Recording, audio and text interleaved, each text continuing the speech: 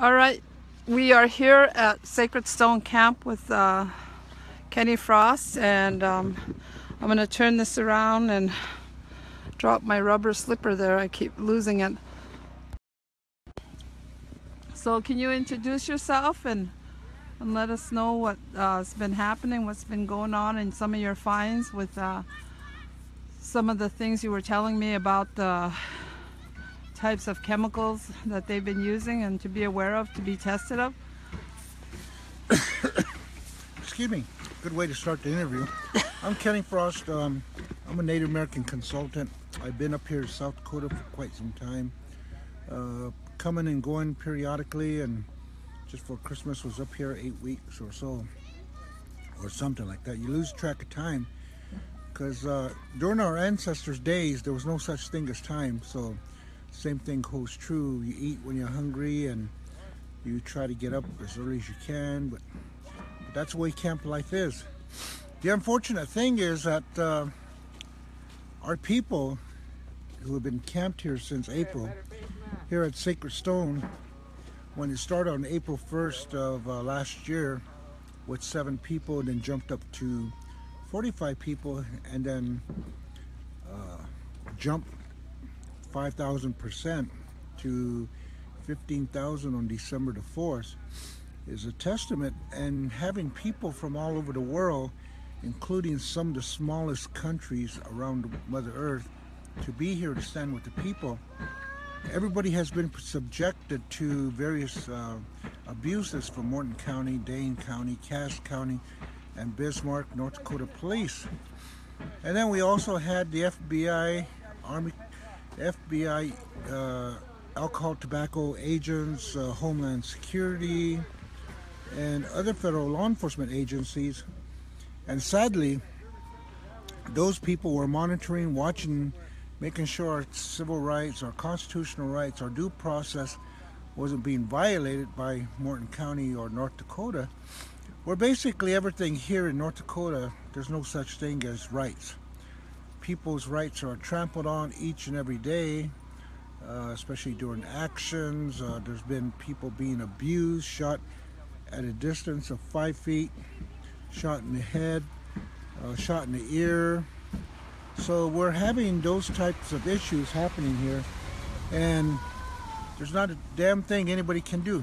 And I have to be perfectly honest when I say damn thing, because those rights, nobody has those rights here in North Dakota.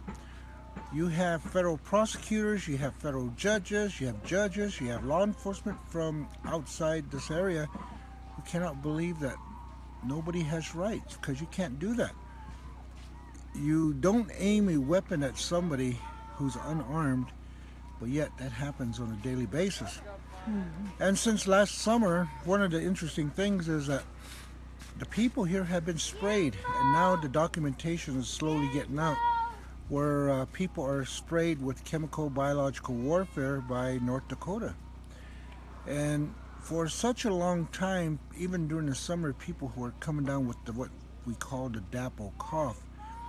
And we figured that maybe one of the reasons people were coming down with the dapple cough was due to the fact that maybe they were at the actions where tear gas was used, pepper spray was used. But no, there's people here at the camp who take care of the camp, who are constructing, or even elders who are doing different things and taking care of the camp, and along with the small kids, that everybody came down with what's known as the dapple cough.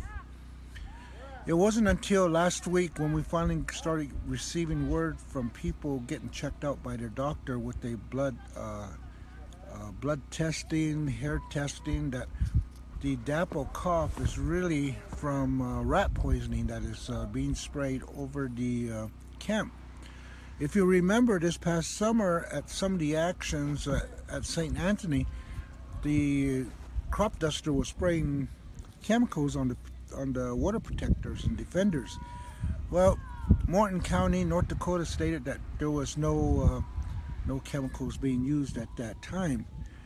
And if you looked at the pictures, it was late summer, all the crops had basically been harvested. So why was there reason to spray? Well, lo and behold, as I mentioned last week, people have got tested and found out that it's an offshoot of rat poisoning. With the symptoms of rat poisoning, you develop a cough. It's basically microscopic fiberglass that attaches to your lungs and causes you to become irritated. And a lot of people in December came down with pneumonia, which is also another symptom of rat poisoning. We met with the UN, United Nations people, and they called the chemist who works around the world for biological chemical warfare. We gave her the symptoms that people have succumbed here at the camps. Was that the big camp or here at Sacred Stone, and she knew immediately that it was rat poisoning, and also gave us the same symptoms. Now we have a military person who does black ops, who was checked out by the hospital. Of course, we need to ask him more questions, but he basically also confirmed that uranium-235 was also used in minute small dosages, but yet it's still uranium. And if you know uranium, with the Navajo coal miners, and even in South Dakota, a lot of those people who were working in the uranium fields ended up having cancer. So this is some of the things that we're finally getting out. We're finally understanding. People are getting blood tests. And then another sergeant who was in the military also said the same thing, that uranium-235 is also used. So we have confirmation from two various vets, both in various branches of the service, but yet don't know each other. So when people don't know each other and saying the same thing, there's a pretty good likelihood of high 90% that what's being told to us is actually true.